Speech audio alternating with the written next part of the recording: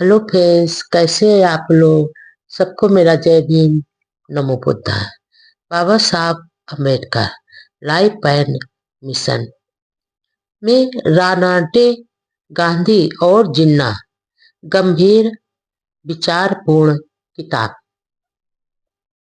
महान समाज सुधारक महादेव गोविंद रानाडे की जन्म शताब्दी समारोह के तहत 19 जनवरी 1943 को पुणे के गोखले इंस्टीट्यूट ऑफ इकोनॉमिक्स में एक बड़ी सभा हुई, जहां बाबा साहब ने जो भाषण दिया वह अब तक के दिए भाषणों में विशेष महत्व का था।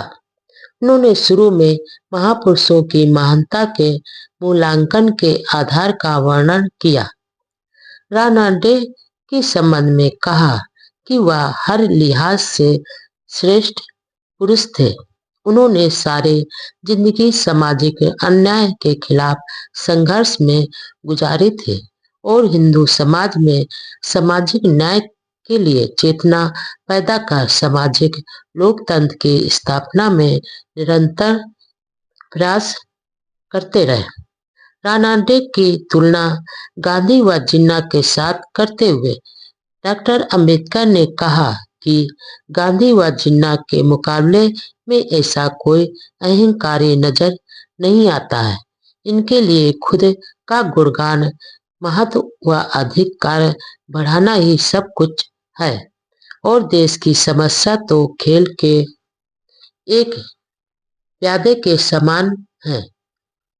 दोनों ही चापलूसी करने वाले लोगों से स्तुतियां सुनकर मग्न हो जाते हैं और अपने आप को दोषों से मुक्त तथा अमर होने का दावा करते हैं। डॉक्टर अंबेडकर ने कहा कि भारत में पत्रकारिता एक मिशन होता था, लेकिन अब अखबार चलाना एक व्यापार हो गया है। कांग्रेस समर्थक अखबारों में तो इनके नेताओं के झूठे गुणगान के सिवा कुछ नहीं होता। अंत में कहा कि किसी महापुरुष या नेता के प्रति सम्मान जताना, प्रशंसा करना एक अलग बात है, लेकिन अपने नेता का अनुसरण करना दूसरी बात है।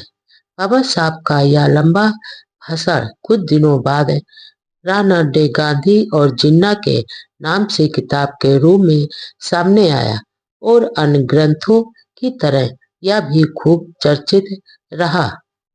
इस पुस्तक में डॉक्टर अंबेडकर ने आगे लिखा, मैं अत्याचार, अन्याय और झूठे दिखावे, ढोंग और छल कपट से घृणा करता हूँ और मेरी घृणा की चपेट में वे सारे लोग आ जाते हैं जो इन बुराइयों से ग्रस्त हैं।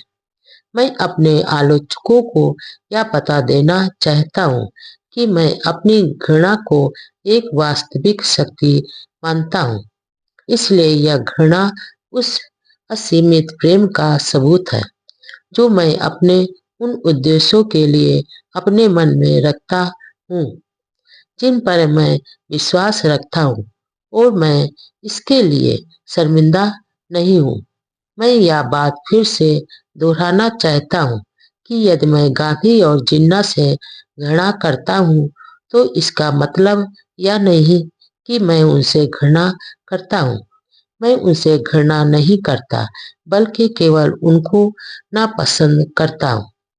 मेरी इस नापसंदी का कारण यह है कि मैं अपनी मातृभूमि भारत से उनसे अधिक प्यार करता हूँ। एक सच्चे देशभक्त का यही विश्वास है कि मुझे आशा है कि एक ना एक दिन मेरे देशवासी इस सच्चाई को जान जाएंगे कि देश किसी भी एक व्यक्ति से बड़ा होता है, और फिर यह सीख सकेंगे कि गांधी और जिन्ना की पूजा और मातृभूमि की सेवा दोनों अलग अलग बातें हैं। इसलिए हो सकता है कि ये एक दूसरे से विपरीत भी हों। बाद में बुद्ध की शरण जाने वाले डॉक्टर अंबेडकर ने घृणा को शक्ति बताते हुए कहा कि दरअसल यह घृणा उनके अंतर्मन से नहीं थी, बल्कि यह तो वैचारिक नापसंदी थी। समता, स्वतंत्रता व बंधुत्व यानी लोकतंत्र विरोधी धर्म। देश दुनिया में दलितों का दर्द सुनाने के लिए डॉक्टर अंबेडकर को राष्ट्रीय व अंतर्राष्ट्रीय स्तर पर जब भी मौका मिलता वह चूकते नहीं थे। दिसंबर 1942 को एक बार फिर ऐसा सुअवसर मिला। कनाडा की पैसिफिक रिलेशन कमेटी ने डॉक्टर अंबेडकर से अनुरोध किया कि वह क्यूबेक में होने वाली सभा में भारत के अछूत विषय पर एक पेपर पढ़े। बाबा साहब ने बहुत लगन से लेख को लिखा, लेकिन किसी कारणवश उस कॉन्फ्रेंस में भाग नहीं ले पाए। इसलिए अपने सहयोगी एन शिवराज को क्यूबेक भेजा, जिन्होंने वहां पर पेपर पढ़ा। बाद में यह विस्तृत पेपर गांधी और अछूत समाज का कल्याण, mister Gandhi and the emancipation of the untouchables नाम से पुस्तक के रूप में प्रकाशित करवाया, जो काफी प्रसिद्ध हुई। इस ग्रंथ के बारे में डॉक्टर अंबेडकर ने कहा, साम्राज्यवाद, जातवाद, टिकट वाद से दो देशों व नागरिकों के बीच क्रूरता व निर्दयता पैदा होती है। इसलिए युद्ध के साथ ही इन विकराल समस्याओं का नाश करना ही है। युद्ध की राख से एक नया व सुंदर संसार बनाना है। लेकिन मुझे आशंका है कि अछूतों की समस्याएं भुला दी जाएंगी, जैसे पहले होता आया है। नाजियों द्वारा यहूदियों पर किए जा रहे अत्याचारों की तरह ही हिंदुओं द्वारा अछूतों पर अत्याचार किए जा रहे हैं। वहाँ सैनिकवाद है, यहाँ सनातनवाद है। यहाँ के अत्याचार वहाँ से किसी भी तरह आगे व कम नहीं है। इसलिए दुनिया के लोग जिस तरह अन्य देशों के दलितों शोषितों पर ध्यान देते हैं, वैसे ही भारत के अछूतों की गुलामी की बेड़ियां तोड़ कर उन्हें आजाद करने के लिए कोशिश करें। दुनिया में दासों, निग्रो और यहूदियों की समस्या से भी बड़ी अछूतों की समस्याएं हैं। मुझे आशा है कि इस शोध पत्र को जानने के बाद शांति सम्मेलन अछूतों की समस्या पर विशेष ध्यान देकर न्यायालय में इसका जवाब देना होगा। पत्र में अमेरिकी समाज को सचेत किया कि वह कांग्रेस के हिंदू प्रचार के मुंह के जाल में ना फंसे, बल्कि कांग्रेस से यह विश्वास प्राप्त कर ले कि उनका यह संघर्ष अछूतों के कल्याण का विरोधी नहीं होगा। इस विस्तृत रिसर्च पेपर में कहा गया कि अनुसूचित जातियों के लोग हिंदुओं से अलग हैं, इसलिए वे किसी ऐसे समाधान को स्वीकार नहीं करेंगे जिसमें इनकी मांगें शामिल नहीं की जाएंगी। उन प्रमुख मांगों में बजट में दलितों की शिक्षा के लिए बजट रिजर्व रखना, स्टेट व सेंट्रल गवर्नमेंट में नौकरियों में संख्या, आवश्यकता व महत्व के अनुसार रिजर्वेशन देना, दलितों को बोर्डों व कमीशनों में नियुक्त करना, न्यायपालिका, पुलिस और रेवेन्यू विभाग में भर्ती करना, लोकल बॉडीज में रिजर्वेशन देना, पृथक चुनाव द्वारा अपने प्रतिनिधि चुनने का अधिकार देना, दलितों के अलग गांव बसाए जाएं और इसके लिए कमीशन का गठन किया जाए। हिंदू राज में होने वाले अत्याचारों को रोकथाम के लिए कानून बने। आर्थिक व सामाजिक सुरक्षा की व्यवस्था और छुआछूत को मिटाने के लिए तेज प्रयास किए जाए। सवर्ण हिंदुओं ने दलितों की इन मांगों का कड़ा विरोध किया तो डॉक्टर अंबेडकर ने जवाब में कहा, हिंदुओं में रूढ़वादी जन्मजात है। हिंदू धर्म समानता, स्वतंत्रता व बंधुत्व यानी लोकतंत्र का विरोधी है। दुनिया के कई भागों में भी गैर बराबरी मौजूद है, जिसके अलग अलग कारण हैं, लेकिन वहाँ सामाजिक आर्थिक असमानता को वहाँ के धर्म का संरक्षण प्राप्त नहीं है। 17 जनवरी 1943 में सूरत के नागरिकों के सिविल पायोनियर रैली में भाग लिया। वहां डॉक्टर अंबेडकर ने सैनिक शिक्षा पर जोर देते हुए कहा कि जब भारतवासी स्वतंत्र हो जाएंगे तो पूरी तरह से ट्रेनिंग लिए हुए सैनिक और सिविल पायोनियर ही देश की आजादी की रक्षा कर सकेंगे।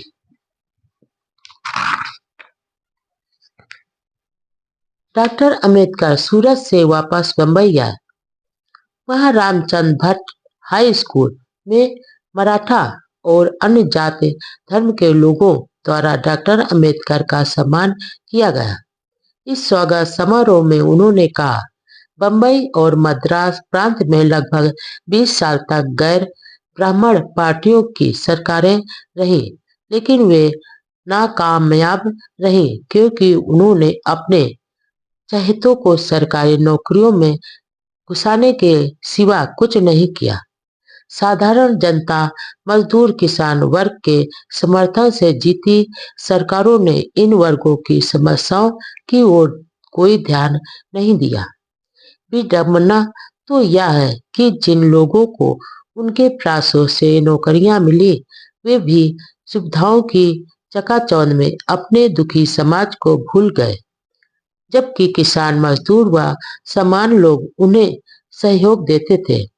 यही नहीं, दूसरों की तरह घमंडी भी हो गए। पश्चिमी देशों में लोकतंत्र इसलिए असफल रहा क्योंकि वह परंपरावादी, रूढ़वादी लोगों के हाथों में था। यदि भारत में अल्पसंख्यक ब्राह्मणों के हाथों में सत्ता आई तो देखना, इस देश की दशा भी वैसी ही होगी।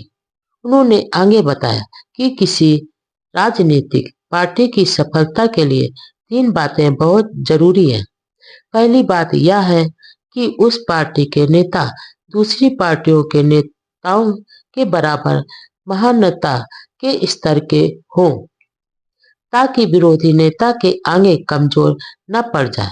दूसरी बात यह है कि वह अनुशासित संगठन को तथा तीसरी बात यह है कि उस पार्टी के सरल व स्पष्ट कार्यक्रम हो। यदि भारत में लोकतंत्र को सफल बनाना है तो उसे रूढ़वादी लोगों के हाथों से बचाना जरूरी है। 18-19 जुलाई को ऑल इंडिया डिफेंस क्लास की ओर से नागपुर के मॉल पार्क में एक सम्मेलन का आयोजन किया गया। हजारों लोग शामिल हुए और गगनभेदी नारों के साथ डॉक्टर अंबेडकर का सम्मान किया। इस सभा में पंजाब, बंगाल और मद्रास प्रांत के कई कार्यकर्ता और नेता भी शामिल हुए। अध्यक्षीय भाषण में एन शिवराज ने डॉक्टर अंबेडकर को वारसराय के एग्जीक्यूटिव काउंसिल में लिए जाने की बधाई दी और कहा कि इससे जनता की सेवा का एक नया रास्ता खुल गया। कॉन्फ्रेंस से लेकर क्रिप्स योजना तक के सारी घटनाओं की चर्चा की। उन्होंने कहा कि क्रिप्स स्कीम गरीब उपेक्षित वर्ग के साथ धोखा है। मुस्लिम लीग द्वारा पाकिस्तान मांग के बारे में उन्होंने कहा कि जब जिन्ना मुसलमानों को अल्पसंख्यक कहते थे तो देश के सिख, ईसाई, अछूत, फारसी अल्पसंख्यक सभी साथ मिलकर संघर्ष करते थे। लेकिन जिन्ना ने मुसलमानों को अलग राष्ट्र माना है तो मजबूर होकर सभी को अलग अलग संघर्ष करना पड़ रहा है। अब यह भी हो सकता है कि हक के लिए कभी अछूतों को मुसलमानों के खिलाफ संघर्ष करना पड़े। डॉक्टर अंबेडकर ने इस बात पर संतोष जताया कि अछूतों में जागृति आई है, अब हर क्षेत्र में प्रगति कर रहे हैं, शिक्षा में भी कुछ आगे बढ़े हैं, अछूत महिलाओं में भी जागृति और हिम्मत पैदा हुई है। तेजी से आ रही जागृति व प्रगति के लिए हम सभी को गौरव महसूस करना चाहिए। अब मुसलमानों की तरह अछूत भी राजनीति में हिंदुओं से अलग स्वतंत्र मांग है। इसलिए हमें अलग राजनीतिक अधिकार मिलने चाहिए। गांधी जी हमारे बड़े विरोधी हैं। वायसराय के एग्जीक्यूटिव काउंसिल में अछूत समाज को जो प्रतिनिधित्व मिला है उस पे समता, स्वतंत्रता व बंधुत्व के विचारों का विरोध करने वाले ब्राह्मणवाद की छाती पर मानो खूंटा ठोक दिया है। डॉक्टर अंबेडकर ने सेकेंड वर्ल्ड वॉर में ब्रिटेन के समर्थन की घोषणा की और कहा कि यह विश्व युद्ध तानाशाही और लोकतंत्र के बीच लड़ा जा रहा है। यह तानाशाही किसी भी नैतिक आधार पर नहीं है, बल्कि वंश, रंग, भेद के अभिमान पर ही नाजीवाद मनुष्य के भविष्य के लिए एक खतरा है। दुनिया में लोकतंत्र के कारण मानव का आपस में रिश्ता जुड़ा हुआ है। इसलिए लोकतंत्र के बचाव के लिए हर तरह के प्रयासों को स्वीकार करना चाहिए। यदि लोकतंत्र खत्म हो गया तो भविष्य का भी विनाश हो जाएगा। भाषण के आखिरी में बाबा साहब ने 3 मूल मंत्रों का जो संदेश, उपदेश व आदेश दिया वह उनके संपूर्ण जीवन एक सार बनकर आज भी देश विदेश के उपेक्षित, वंचित व शोषित वर्ग की प्रेरणा बना हुआ है। उन्होंने कहा कि आप शिक्षा प्राप्त करें, संगठन पैदा करो और संघर्ष करो। आप अपने पर भरोसा रखें। जब न्याय हमारे साथ है तो हम संघर्ष में जरूर सफल होंगे। इस तरह के संघर्ष से मुझे खुशी होती है। हमारी लड़ाई धन दौलत के लिए नहीं है और न ही सत्ता प्राप्त करने के लिए है। हमारी लड़ाई आजादी हासिल करने के लिए है, मानवीय अधिकार और इंसान का दर्जा प्राप्त करने के लिए यह संघर्ष है। हमारी स्वतंत्र अस्तित्व के लिए अब खतरा पैदा हो गया है, इसलिए हमें अधिक संगठित व सचेत होने की जरूरत है। हम न्याय व मानवता के लिए संघर्ष करते हैं। अपने मेरे प्रति जो सम्मान, आत्मीयता व समर्पण की भावना व्यक्त की है उसके बदले में मैं आपसे आश्वासन चाहता हूँ कि आप समर्पण निष्ठा के साथ संगठित होंगे, संघर्ष करेंगे और जब तक अपने अधिकारों को प्राप्त न कर ले पीछे नहीं हटेंगे। हमारे संघर्ष का उद्देश्य स्वतंत्रता है। मेरा आपका एक ही उपदेश है, एक ही आदेश है कि पढ़ो, संगठित हो जाओ, प्रचारक बनो, आत्मविश्वासी और आशावादी बनो। अछूतों की मांगों को रखने के लिए राजनीतिक पार्टी की जरूरत है। इसलिए इस अवसर पर एक नए संगठन all India scheduled caste federation के गठन की भी घोषणा की, जिसके जनरल सेक्रेटरी बापू साहब राजभोग को बनाया और अछूतों के लिए स्वतंत्र गांव बसाने की तथा सेटलमेंट कमीशन की मांग की गई। सम्मेलन के अंत में कहा कि मुझ पर यह आरोप लगाना गलत है कि मैं मिलता जुलता नहीं हूँ और किताबों में ही ज्यादा व्यस्त रहता हूँ। दरअसल मेरे मन में किसी के प्रति घृणा के भाव नहीं है और किसी का अपमान करना भी मेरे मन में नहीं है। मुझे तो बहुत कम समय में ज्यादा काम करना है। ज्यादातर हिंदू मुझे अपना दुश्मन समझते हैं, लेकिन कई ब्राह्मण भी मेरे अच्छे मित्र हैं। लेकिन जो सवर्ण ब्राह्मण मेरे अछूत समाज के साथ कुत्ते बिल्लियां से भी बदतर व्यवहार करते हैं, उनकी प्रगति के सारे रास्ते रोक देते हैं। उनके इस अमानवीय समाज विरोधी व्यवहार पर हमला करना जरूरी है। इसलिए ऐसी दशा में मैं मजबूर हूँ। समाज की प्रगति का आईना है महिलाओं की दशा।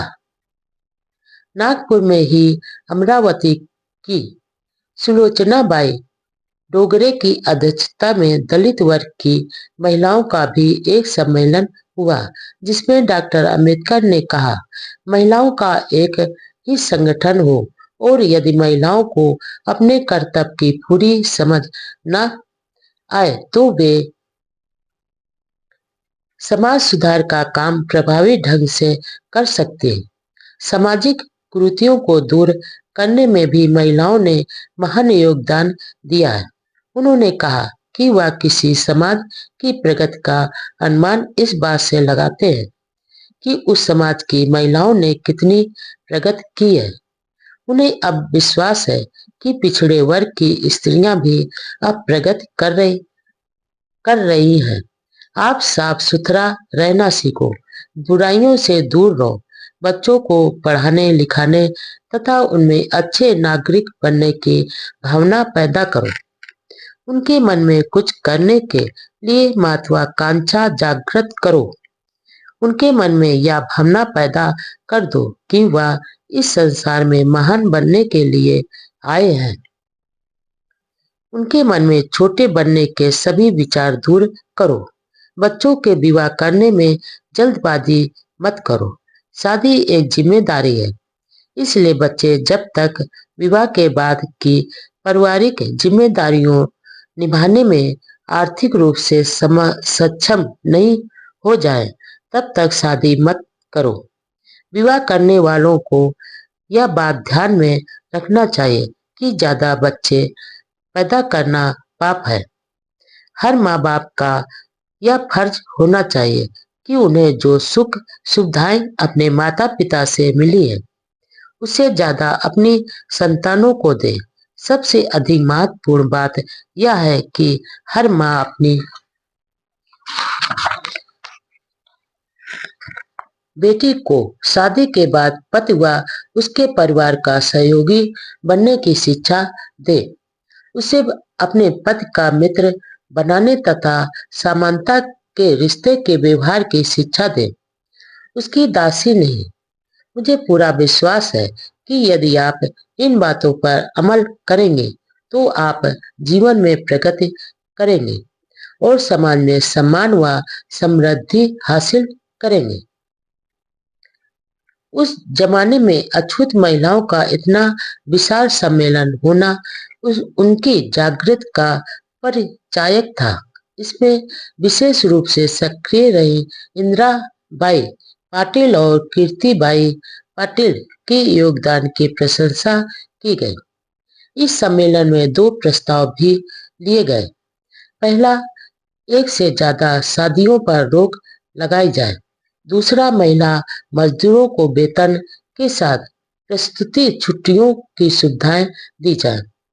उसी दिन नागपुर में पंजाब के गोपाल सिंह खालसा की अध्यक्षता में समता सैनिक दल का भी विशाल सम्मेलन हुआ, जिसमें बाबा साहब ने कहा कि वह अहिंसा के सिद्धांतों को बहुत चाहते हैं, लेकिन इसके साथ वह हिंसा के दबाव में भी जीना भी नहीं चाहते। उन्होंने सैनिकों को आह्वान किया कि गुलामी, बेबसी व दीनहीन का जीवन न जिए। उन्होंने महान संत तुकाराम की बाणी का हवाला देते हुए कहा कि दुष्टों का नाश और सज्जनों का तारण यानी पालन भी एक प्रकार की अहिंसा ही है। सभी प्राणियों के प्रति करुणा व दया करना अहिंसा का ऊंचा सिद्धांत है। साथ ही दुष्टों का विनाश करना भी अहिंसा का एक भाग है। इसके बिना अहिंसा का कोई अर्थ नहीं होगा, सिर्फ मन बहलाने व पराये को उपदेश देने की तरह हो जाएगा। सत्य व शील का पालन करना ही हमारा ध्येय होना चाहिए। हालांकि बाबा साहब ने 1956 में बौद्ध धर्म को अंगीकार किया, लेकिन व्यवहार में वह बहुत पहले से ही बुद्ध के अनुयायी बन चुके थे। इसलिए हर सभा में वह बुद्ध की शिक्षाओं का हवाला देते हुए अछूतों को अपने दीपक स्वयं बनने का आह्वान करते थे। अपने कल्याण के लिए खुद को ही आगे आने के लिए प्रेरित करते थे। नागपुर प्रवास के दौरान लाला जयनारायण ने डॉक्टर अंबेडकर के सम्मान में एक छोटा समारोह रखा। इसी दौरान दिल्ली से वायसराय का संदेश लेकर एक अधिकारी नागपुर पहुंचा। इस संदेश की पालना में 20 जुलाई 1942 को वायसराय की एग्जीक्यूटिव काउंसिल में लेबर मिनिस्टर के रूप में तार द्वारा ही विभाग का कार्यभार ग्रहण किया। जब उस अधिकारी ने स्टेशन के अंदर व बाहर शेड्यूल कास्ट फेडरेशन के सम्मेलन का पता पूछा तो सवर्ण हिंदुओं ने जानते हुए भी मना कर दिया। सवर्णों के इस व्यवहार से उस अधिकारी को बहुत दुख हुआ। दरअसल उस समय डॉक्टर अंबेडकर के प्रति सवर्ण हिंदुओं में घृणा के भाव कूट कूट कर भरे हुए थे। नागपुर से बंबई आने पर दलित समाज की महिलाओं ने आचार्य दोदे की अध्यक्षता में डॉक्टर अंबेडकर सम्मान में एक सभा की। उन्होंने शिक्षित युवतियों की सलाह दी कि वे पढ़ लिख कर सवर्ण युवकों से शादी नहीं करें। सभा में उन्होंने इस बात पर संतोष जताया कि दलित वर्ग की महिलाओं में जागृति आई है। भारत छोड़ो आंदोलन, क्विट इंडिया और अंबेडकर। सेकेंड वर्ल्ड वार का घमासान अभी भी चल रहा था। ब्रिटेन और मुश्किल में था। इधर भारत में इंडियन नेशनल कांग्रेस ने 14 जुलाई 1942 को भारत छोड़ो आंदोलन के लिए प्रस्ताव पास किया, जिसमें भारत से ब्रिटिश सरकार के तुरंत हटने पर जोर था।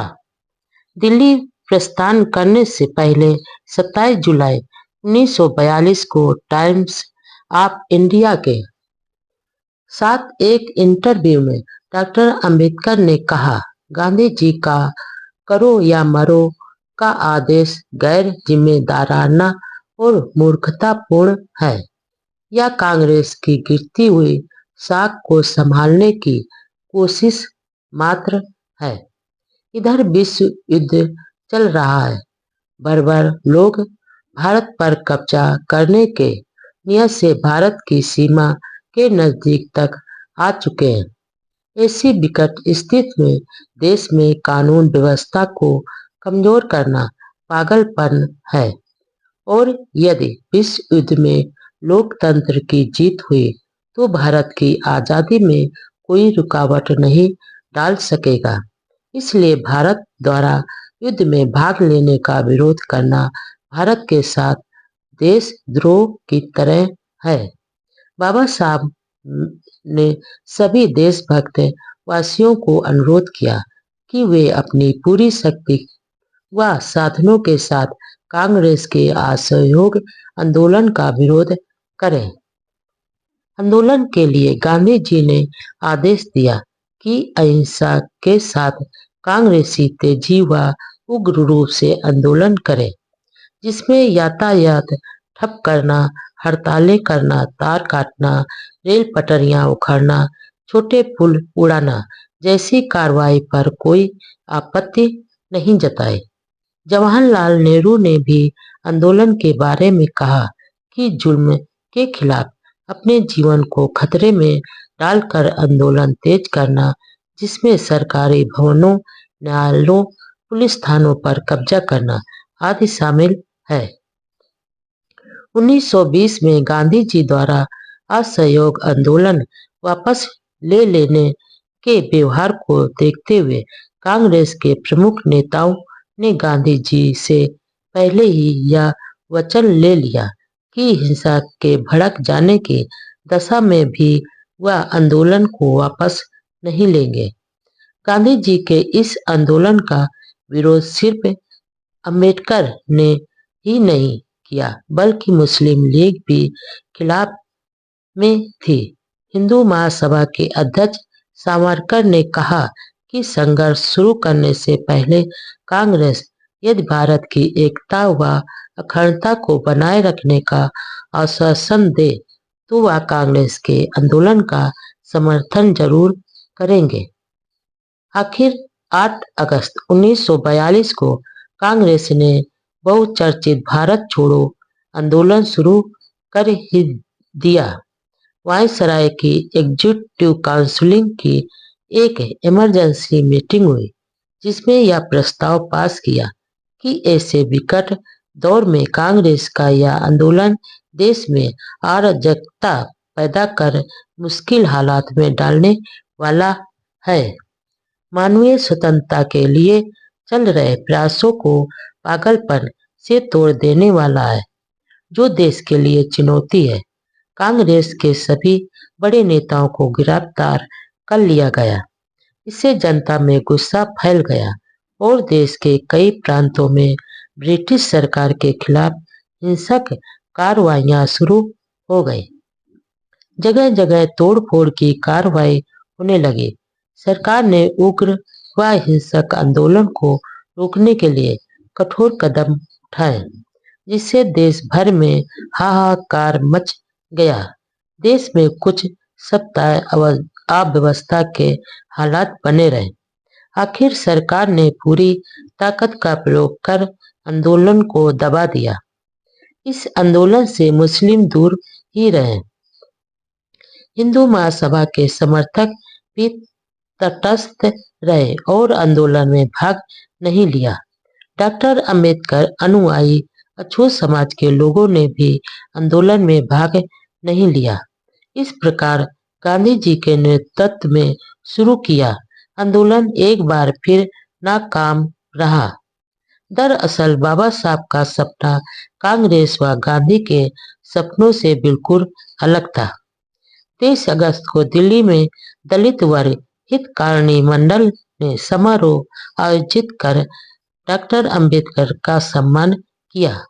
भाषण में बाबा साहब ने निडरता से कहा, मुझे सत्ता का कोई मोह नहीं है, यहाँ से इस्तीफा देकर बंबई वापस लौट जाऊंगा।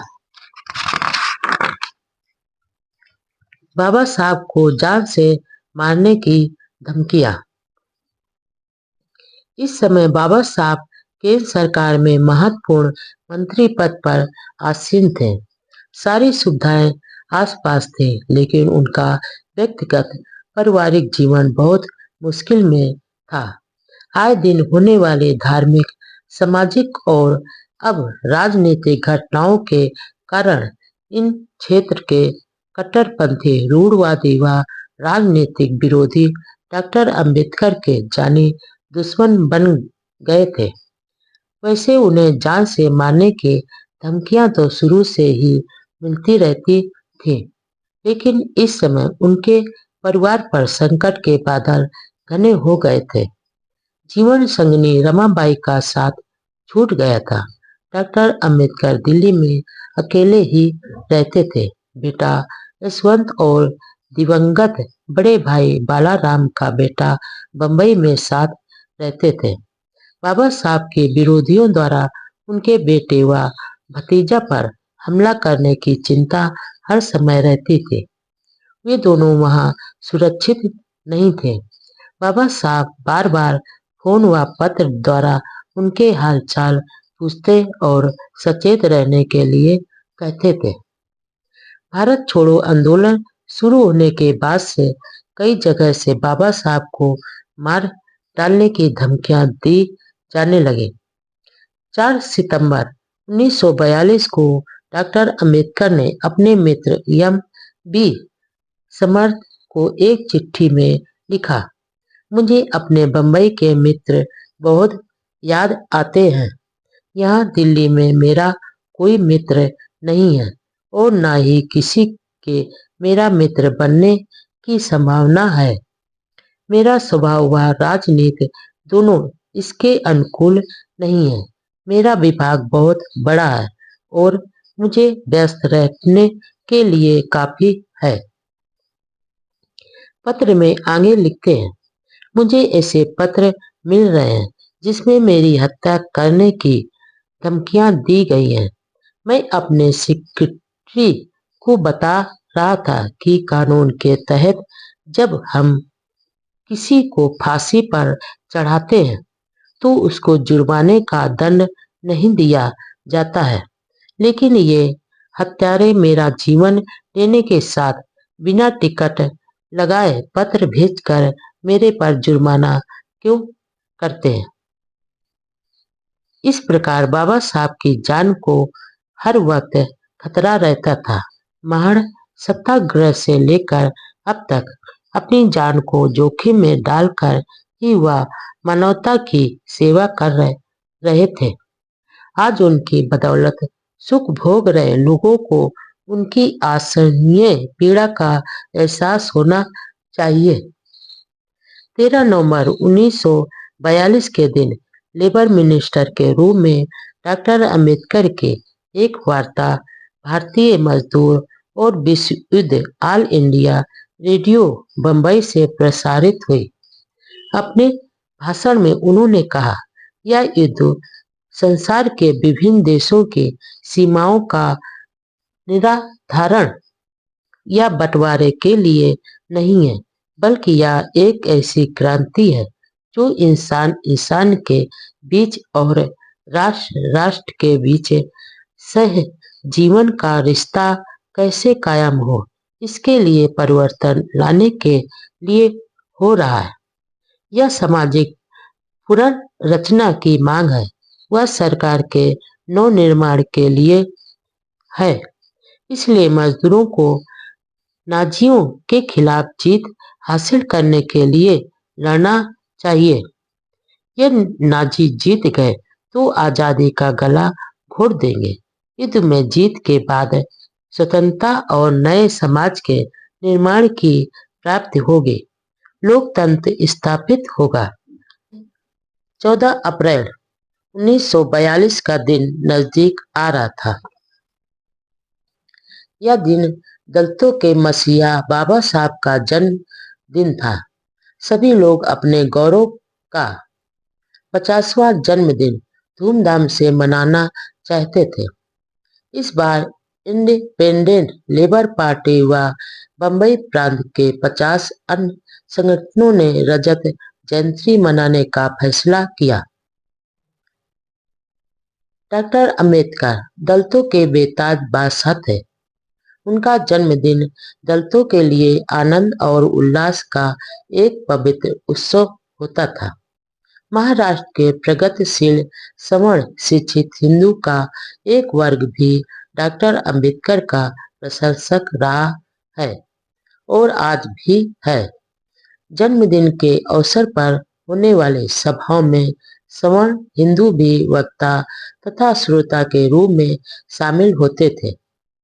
मानवता के मसीहा के 50वें जन्मदिन का जश्न 12 अप्रैल को बम्बई और उपनगरों से शुरू हुआ, वह पूरे देश में 9 दिन तक मनाया, जिसमें सैकड़ों संस्थाओं ने अपने अपने स्तर पर गोष्ठियां, सभाएं, जुलूस व सांस्कृतिक कार्यक्रम आयोजित किए। डॉक्टर अंबेडकर की निस्वार्थ सेवा व समाज व देश के लिए किए जा रहे सराहनीय योगदान की प्रशंसा की गई। उनके व्यक्तित्व व कृतित्व के गुणगान किए गए। पुणे में एक विशाल जुलूस निकालकर खुशियां बांटे गए। वहां शनिवार वाड़ा में एक बड़ी सभा में एमसी राजा राजभोज के भाषण हुए। अध्यक्षता प्रोफेसर भाटे ने की। सभा में सभी ने बाबा साहब के योगदान का आभार जताया तथा उनके सुखमय व दीर्घायु जीवन की कामना की। पुणे नगर पालिका के हाल के आयोजित सभा में पालिकाध्यक्ष गणपतराव बलवाड़े ने अध्यक्षता की। सभा में डॉक्टर मोहल्ले पोप लाल शाह चौहान, राजा राम भोले आदि कई वक्ताओं ने बाबा साहब के नेतृत्व, प्रतिभा, त्याग व साहस की सराहना की। सभी ने अपने दिलों के उद्गार व्यक्त किए। जिला लोकल बोर्ड में भी संपन्न हुई। जिला मंडल के अध्यक्ष आवटी ने डॉक्टर अंबेडकर की तस्वीर का विमोचन कर अपने भाषण में कहा, डॉक्टर अंबेडकर की तस्वीर लगाने में जिला मंडल को गर्व हो रहा है। डॉक्टर अंबेडकर केवल दलितों के ही नहीं, भारत के श्रेष्ठ नेताओं में से एक है। उन्होंने अपने त्याग से देश की जनता के दिलों में एक सम्मानजनक स्थान बनाया है। अप्रैल में ही बम्बई के पास कल्याण में रूही दास युवक सुधारक संघ की महिला शाखा की सभा में बाबा साहब ने आह्वान किया कि अछूत समाज अपने उद्धार के ध्येय से निर्वाचित न हुए। समाज व देश के लिए योगदान की चारों ओर सराहना। जन्मदिन समारोह का मुख्य कार्यक्रम 19 अप्रैल को बम्बई की चौपाटी में डॉक्टर एम.आर. जयकर की अध्यक्षता में हुआ। बम्बई शहर के हर कोने से भीम के दीवानों की टोलियां गाते नाचते गाजे बाजे के साथ चौपाटी में पहुंची। अपने स्वागत भाषण में षड्यंत्री समारोह समिति के अध्यक्ष आचार्य दोदे ने अपने भाषण में कहा कि डॉक्टर अंबेडकर भारत के महान पुरुष हैं। उन्होंने दबे कुचले वर्ग की निस्वार्थ महान सेवा की है। डॉक्टर जयकर ने अपने उद्गार में कहा कि बाबा साहब ने गोलमेज कॉन्फ्रेंस ने उपेक्षितों की आवाज उठाने तथा पुणे पैक्ट के समय शांति व धैर्य का जो परिचय दिया वह बेमिसाल व प्रशंसनीय है। इस अवसर पर एन.एम. जोशी ने कहा कि मेरा एक समय का विद्यार्थी इतनी महान योग्यता प्राप्त कर सका, यह देखकर मुझे बहुत खुशी होती है। उन्होंने कहा कि डॉक्टर अंबेडकर बहुत होशियार व निर्भीक छात्र थे। उन्होंने कहा कि डॉक्टर अंबेडकर जब चौथी कक्षा में पढ़ते थे तब मैं उनका गुरु था। यह मेरे लिए गर्व की बात है। समारोह में बम्बई के शेरीफ एम.आर.ए. बेग ने बाबा साहब को एक महान नेता बताया। इस अवसर पर डॉक्टर अंबेडकर को 580 रुपए की थैली भेंट की गई। 21 अप्रैल 1942 को महाराष्ट्र के सभी बड़े अखबारों ने अपने संपादकीय लेखों में डॉक्टर अंबेडकर की सेवा व विद्वत्ता की सराहना की। टाइम्स ऑफ इंडिया बम्बई ने लिखा, आर्थिक और राजनीतिक ताकत के बिना अछूतों के सामाजिक क्षमता हासिल होना मुश्किल होगा और डॉक्टर अंबेडकर इस सच्चाई को अच्छी तरह जानते हुए सही दिशा में चल रहे हैं।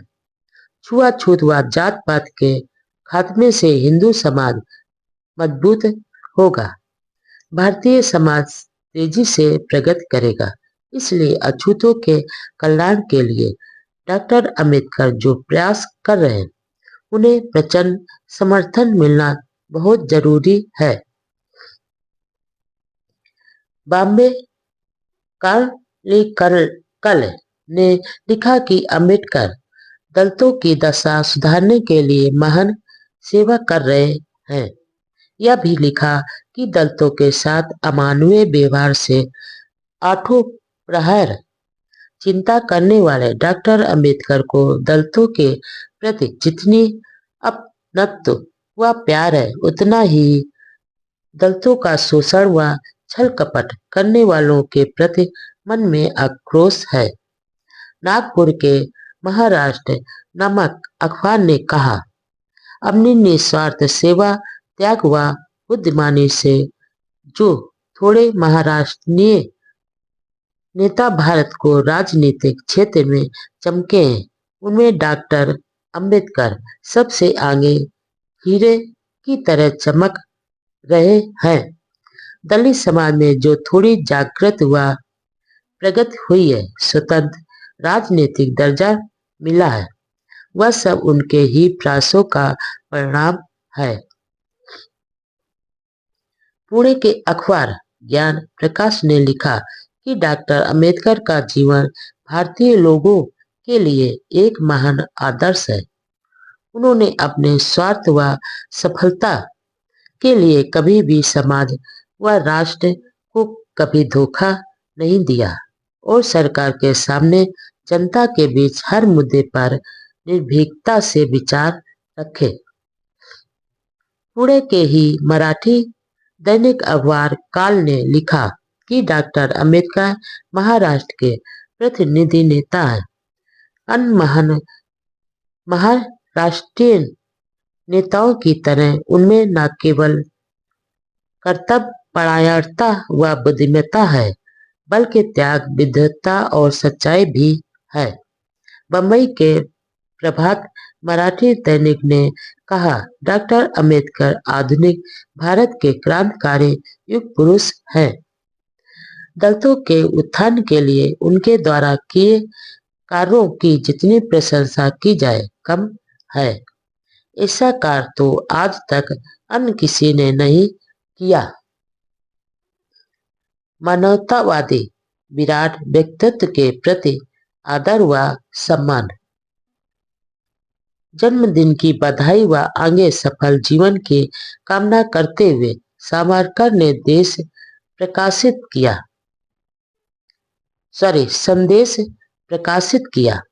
उन्होंने लिखा, डॉक्टर अंबेडकर का व्यक्तित्व, उनकी विद्वता, संगठन चतुरता, कुशल नेतृत्व का गुण आदि कई सद्गुणों के मिलन से वह आज देश के एक महान आधार स्तंभ बन गए हैं। अछूतों में आत्मविश्वास व स्वाभिमान जगाने व उद्धार की चेतना पैदा करने में जो सफलता प्राप्त है, वह भारत की अमूल सेवा की है। उनका कार्य चिरस्थायी, दूरदर्शी, स्वदेशाभिमानी व मानवतावादी है। डॉक्टर अंबेडकर जैसे विराट व्यक्तित्व व उनके कार्य के प्रति आदर व सम्मान प्रकट करते हुए उनके दीर्घायु होने व सफलता की कामना करता हूँ। बम्बई प्रांतीय हिंदू सभा ने विशेष प्रस्ताव पारित करके डॉक्टर अंबेडकर का अभिनंदन किया गया। बॉम्बे सेंटिनल अखबार के संपादक हरमन ने लिखा, डॉक्टर अंबेडकर अपनी महान योग्यता, बुद्धिमत्ता, देश सेवा और दलितों के उत्थान के लिए की सेवा के कारण ही देश के उच्च कोट के नेतृत्व पद पर आसीन हुए हैं। उनका कार्य विश्व के जो लोग मानवीय हकों के लिए संघर्ष कर रहे हैं, आजादी की लड़ाई लड़ रहे हैं, उनके लिए और खास तौर से भारत के लोगों के लिए सामान्य व प्रेरणादायक होगा।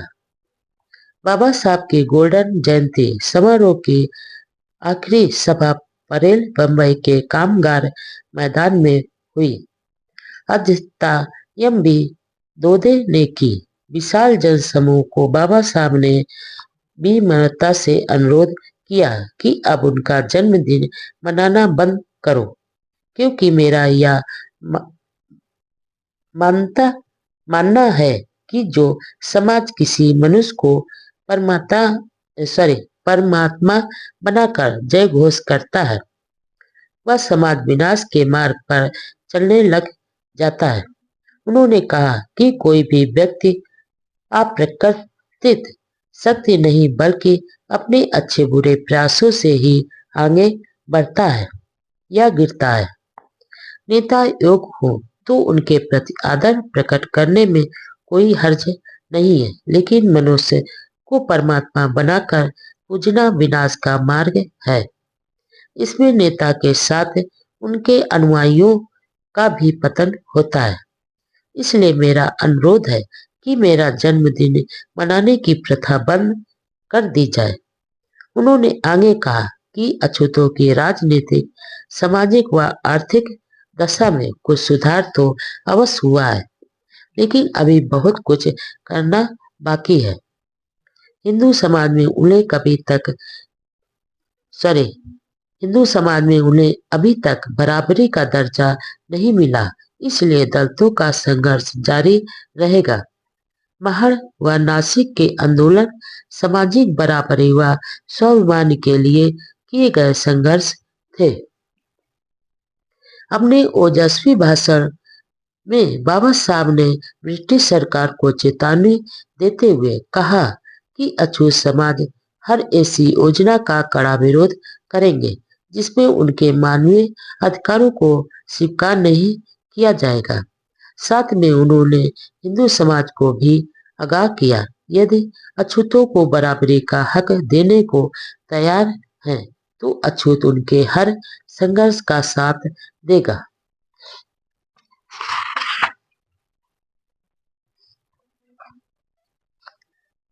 वायसराय के काउंसिलिंग में बाबा साहब को श्रम मंत्री का सम्मान। वर्ष 1942 में जून के तीसरे सप्ताह में यह अखबार मिली कि भारत के वायसराय ने अपनी एग्जीक्यूटिव काउंसिल के सदस्यों की संख्या बढ़ाने का फैसला किया है। काउंसिल में sir C P. Ramaswamy Iyer, sir Mohammad Usman, doctor Ambedkar, sir J P. Srivastava और सरदार जोगिंदर सिंह को शामिल किया गया। 2 जुलाई 1942 को वायसराय हिंद ने इन नियुक्तियों की घोषणा की और काउंसिल में 5 यूरोपीय व 14 भारतीय मंत्री हो गए। 2 जुलाई 1942 को डॉक्टर अंबेडकर को एग्जीक्यूटिव काउंसिल का सदस्य नियुक्त कर लेबर डिपार्टमेंट सौंपा गया। यह एक ऐतिहासिक घटना थी जिससे विशेष रूप से दलित समाज में उत्साह व उल्लास का वातावरण पैदा हुआ।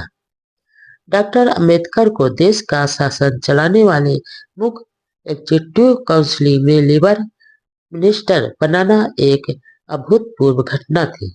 भारत के इतिहास में अछूत समाज के 2 जुलाई 1942 को डॉक्टर अंबेडकर को एग्जीक्यूटिव काउंसिल का सदस्य नियुक्त कर लेबर डिपार्टमेंट सौंपा गया। यह एक ऐतिहासिक घटना थी जिससे विशेष रूप से दलित समाज में उत्साह व उल्लास का वातावरण पैदा हुआ।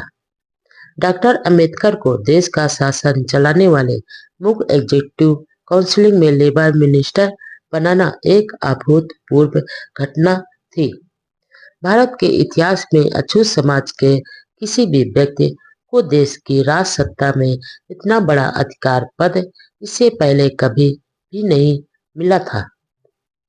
भारत के इतिहास में शूद्रों के राजा होने के तो कई उदाहरण हैं, लेकिन मंत्री पद के उदाहरण नहीं है।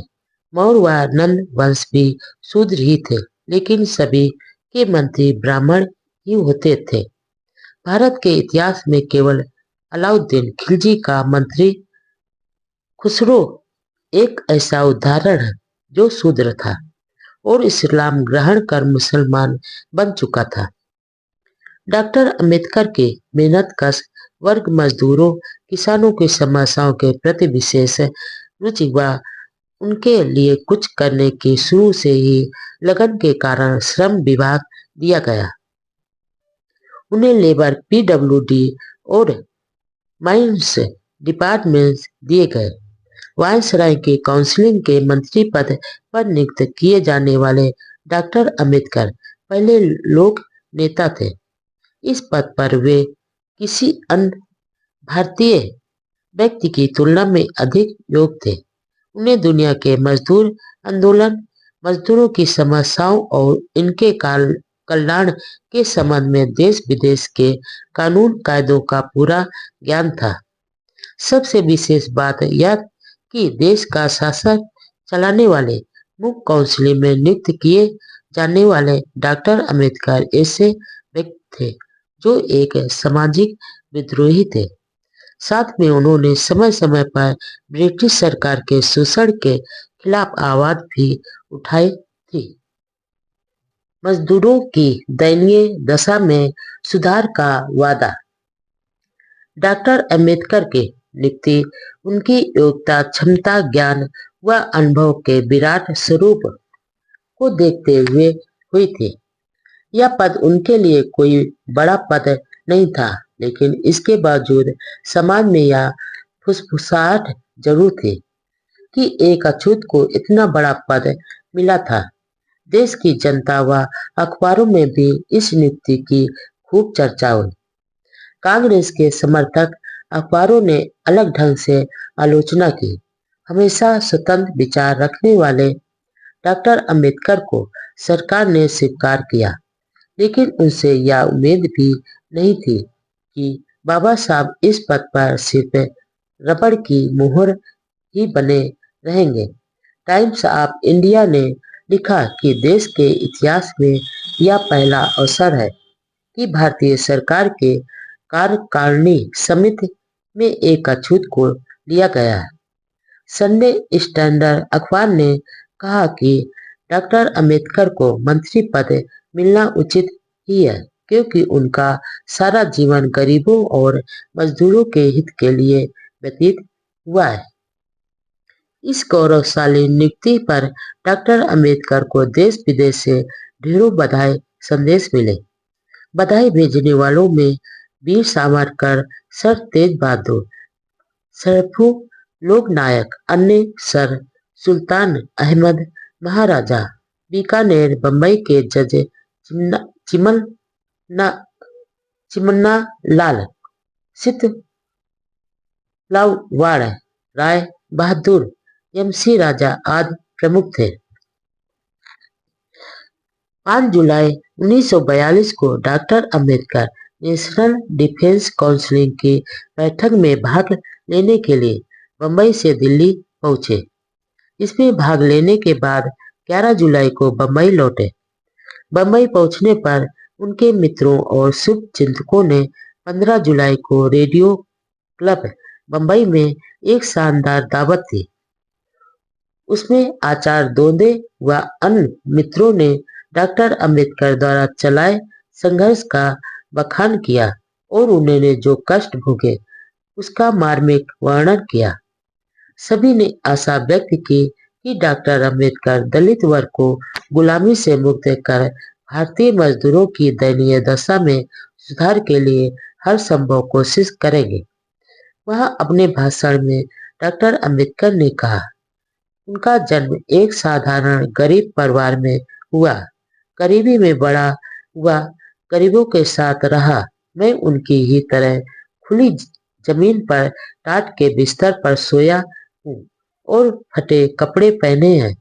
मैंने गरीबी के दुख व कठिनाइयां देखी ही नहीं बल्कि भोगी भी है।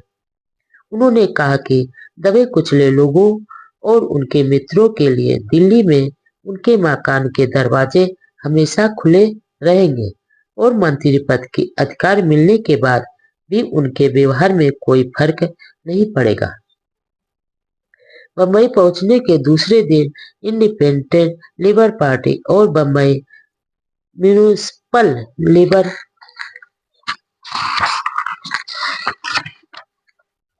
यूनियन ने अपने नेता के सम्मान में एक सभा का आयोजन किया। ऐसी एक अन्य सभा RM. Bhatt high school Bombay में हुई, जिसमें हजारों मजदूरों ने अपने प्रिय नेता को बधाइयां दी।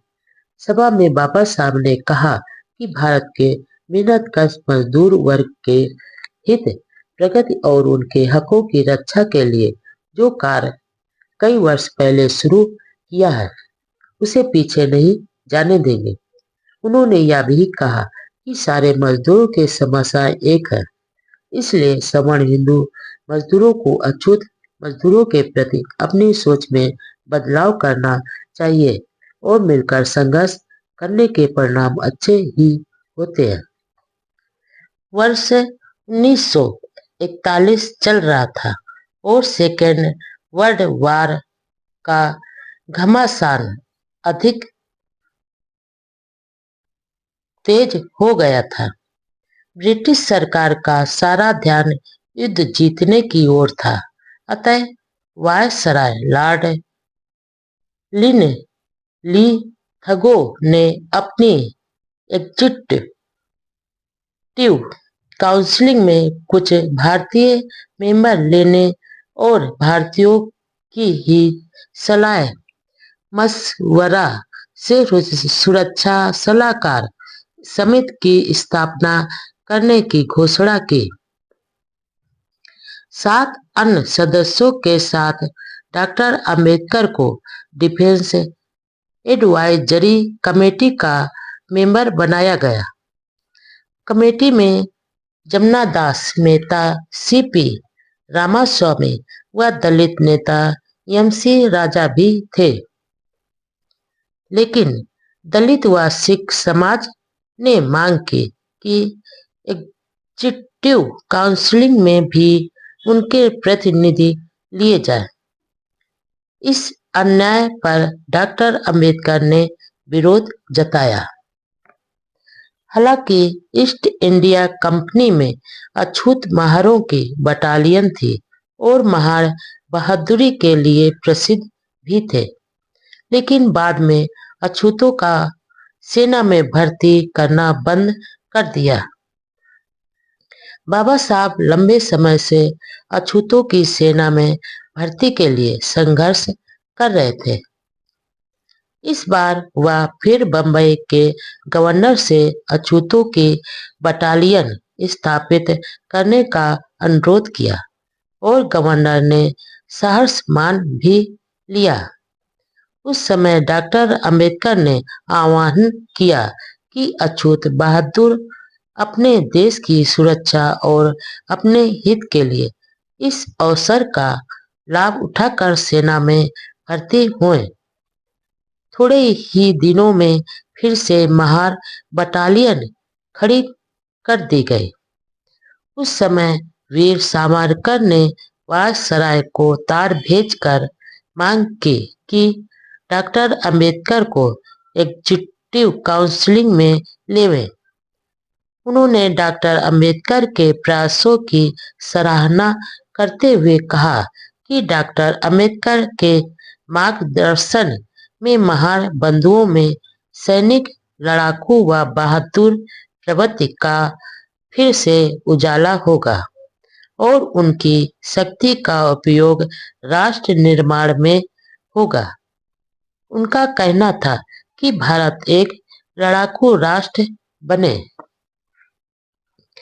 अछूतों की समस्याओं के संबंध में हरे गांव में हुई सभा के प्रस्तावों पर बंबई सरकार ने कोई ध्यान नहीं दिया तो अगस्त 1941 में सिन्नर में वतनदार महारों की एक विशाल सभा हुई। उसमें डॉक्टर अंबेडकर ने कहा कि उन्होंने सरकार से शिकायत की है कि देश पांडे व देशमुखों जैसे वतनदारों को कुप्रथा से मुक्त कराने के बाद वतन संपत्ति का लाभ लेने की इजाजत दी है, लेकिन महान वतनदारों को यह सुविधा नहीं दी गई, जो अन्याय है। यदि सरकार ने अधिक लगाए गए टैक्स को वापस नहीं लिया तो महार उस समय तक सरकार के साथ असहयोग करेंगे।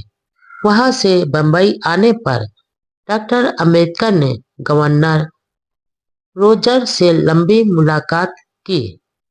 सिन्नर सम्मेलन में डॉक्टर अंबेडकर के भाषण में सरकार को दी गई चेतावनी व घोषणा की खबर बंबई के अखबारों में प्रमुखता से छपी। वायसराय लॉर्ड लिथगो उन दिनों बंबई में ही थे और उन्होंने भी खबर को ध्यान से पढ़ा। उन्हें बंबई के गवर्नर को डांट पिलाई कि अछूतों की जायज मांग न मानकर अनावश्यक रूप से अछूतों को सरकार के विरोध में खड़ा कर दिया। इसका अवसर यह हुआ कि अगले ही दिनों में बंबई सरकार ने महारों पर ज्यादा टैक्स का वह आदेश वापस ले लिया और बाबा साहब की जीत हुई। इसके बाद कई सभाओं में डॉक्टर अंबेडकर ने अछूतों को सेना में भर्ती होने पर जोर दिया। युवकों को सेना अधिकारियों की परीक्षाओं में भाग लेकर सेना अधिकारी बनने का भी आह्वान किया। उन दिनों वह एक नई पुस्तक हिंदुओं ने हमारे साथ क्या बर्ताव किया लिखनी शुरू की। प्रकाशन के लिए एक अमेरिकी प्रकाशक से बात भी हुई। आखिर यह पुस्तक 1945 में प्रकाशित हुई। उस समय हालांकि गांधी जी बाहर थे, लेकिन कांग्रेस के अधिकतर नेता जेलों में थे। इधर मुसलमानों ने पाकिस्तान की मांग तेज कर दी। फरवरी 1942 के मध्य में बंबई में एक व्याख्यानमाला के तहत डॉक्टर अंबेडकर की पुस्तक फास्ट ऑन पाकिस्तान पर डॉक्टर अंबेडकर के मित्र और प्रसिद्ध शिक्षाविद आचार्य एम.बी. दोदे के आग्रह पर डॉक्टर अंबेडकर ने बहस का जवाब देते हुए कहा, जो लोग यह मानते हैं कि पाकिस्तान बनना गलत है, तो पाकिस्तान उनके लिए भविष्य में भारी संकट प्रकट होगा। जो कौम अपना इतिहास भूल जाती है, वह इतिहास का निर्माण नहीं कर सकते।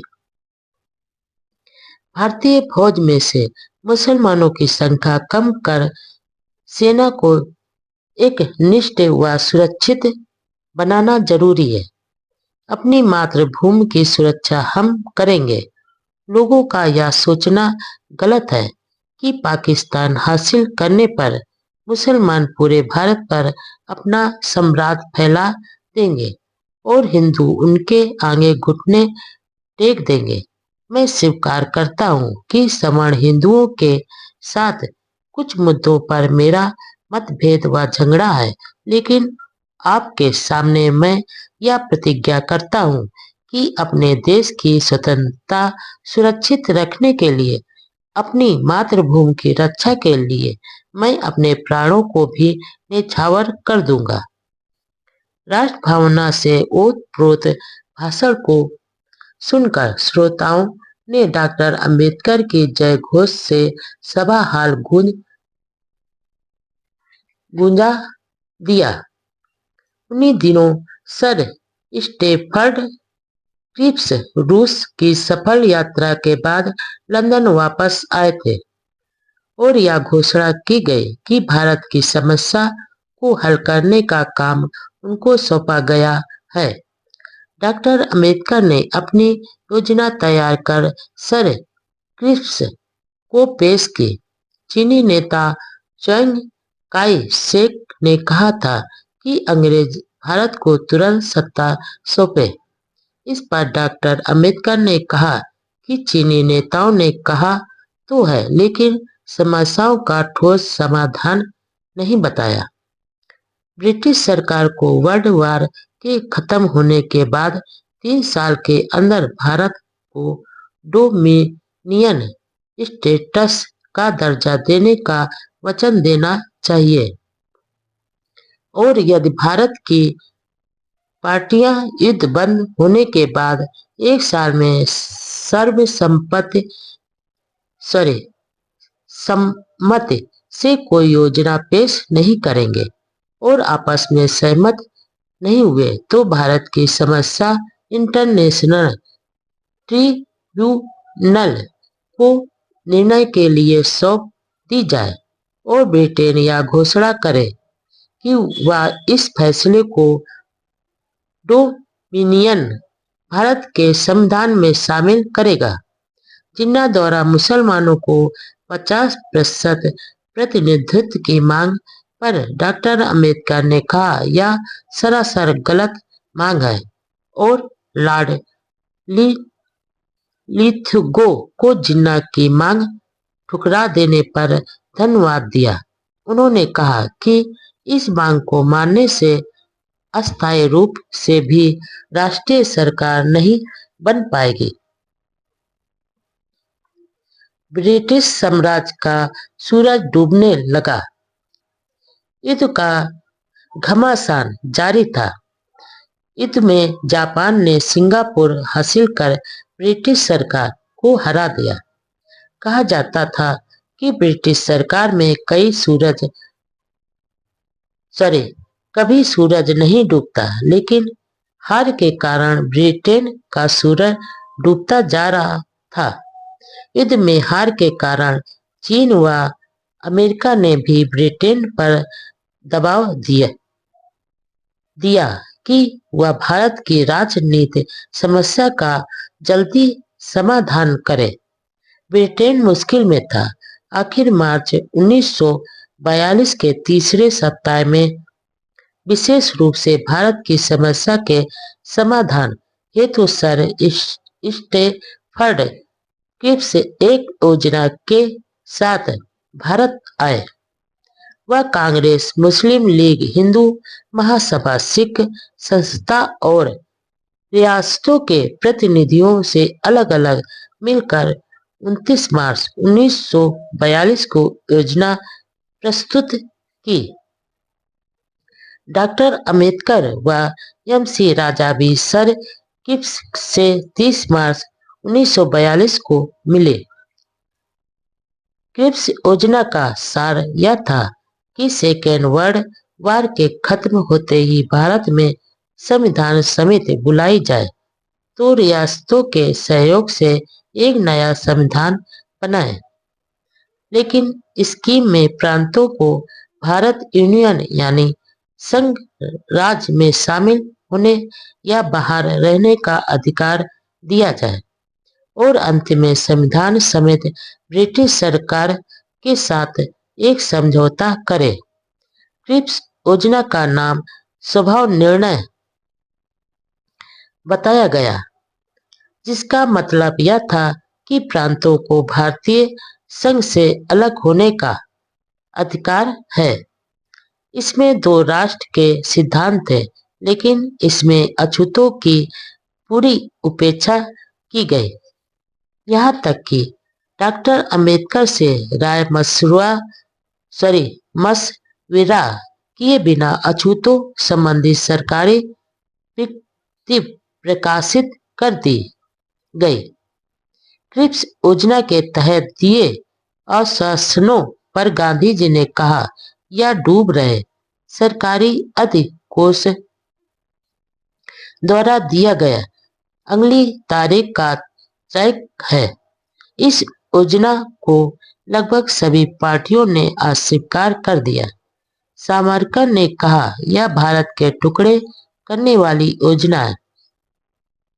मुस्लिम लीग ने इस योजना में पाकिस्तान के पक्ष में कोई ठोस घोषणा नहीं होने के कारण अस्वीकार कर दी। कांग्रेस इस बात पर ज्यादा ध्यान नहीं दे रही थी कि इससे देश के टुकड़े हो जाएंगे। कांग्रेस के नेता तो फटाफट सत्ता की कुर्सी पर बैठने के लिए उतावले थे। वे भारत के विभाजन की गोली तो गलतीवश गटक गए, लेकिन रक्षा विभाग भारतीय लोगों को मिलना चाहिए इस बात पर अटक गए।